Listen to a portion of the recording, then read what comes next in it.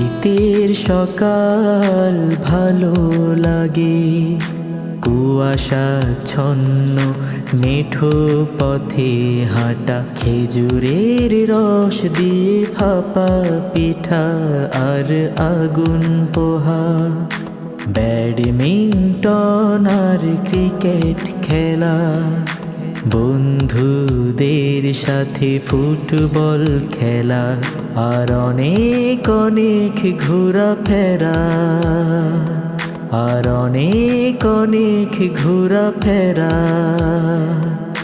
শীতের সকাল ভালো লাগে, শীতের সকাল ভালো লাগে।